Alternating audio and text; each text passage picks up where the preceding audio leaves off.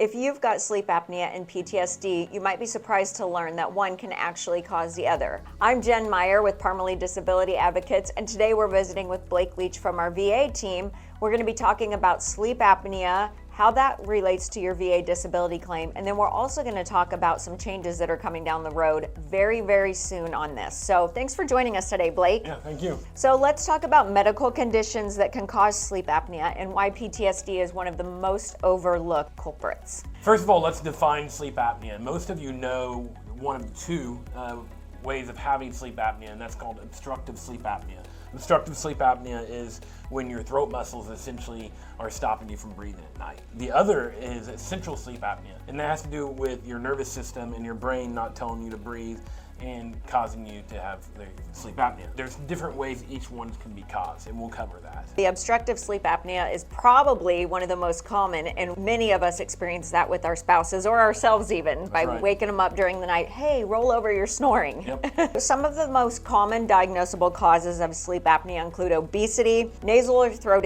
issues, which we just talked about, hyperthyroidism, heart failure or stroke, as well as chronic opioid use. Yeah, but the most common one many veterans may not even know is PTSD. PTSD can cause sleep apnea. And that's what we were just talking about on the central sleep apnea part, is where your nerves literally just rewire your brain to where you're not getting the right kind of sleep.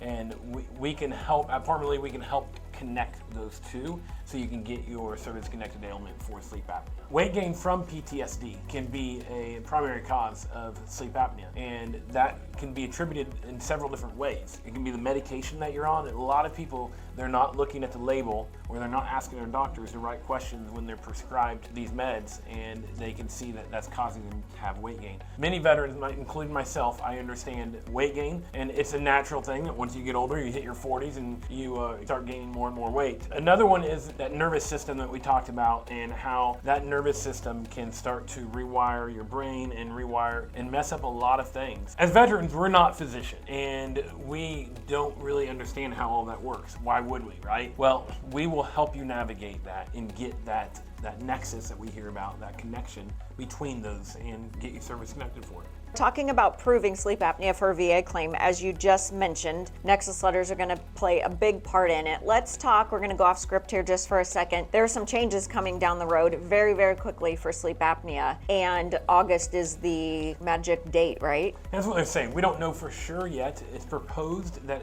and a lot of people are arguing they think it's going to happen in August. So we're just encouraging you. If you wait too long, then you're following a condition for sleep apnea. You don't have that diagnosis, and the VA's not going to look at that. So that's the first thing, is get that diagnosis. And then if you have a service connection for other things that may cause that, look into that. And whenever we schedule your consultation with us, we'll help you connect those dots. PTSD can absolutely contribute to sleep apnea, and that's something that the VA has finally recognized. And so if this sounds like your situation, if you don't have a VA claim for sleep apnea, but you are dealing with that, we encourage you right now, as you just said, contact your physician, get on the books to get a sleep study done ASAP. We said we're not sure that August is the date, but that's the rumors that we're hearing. And so let me ask you, what does intent to file have to do with this? Anything? Nothing at all. An intent to file, as you'll hear us say throughout videos that we make, are very, very important. However, intent to file doesn't follow CFR. What does that mean? It just essentially means that it's not going to secure your date for that ailment of whatever manual is being used to adjudicate your claim. What's that really mean? Okay, it means that if you file an intent to file today and tomorrow they change the CFR and sleep apnea's rating is 50%,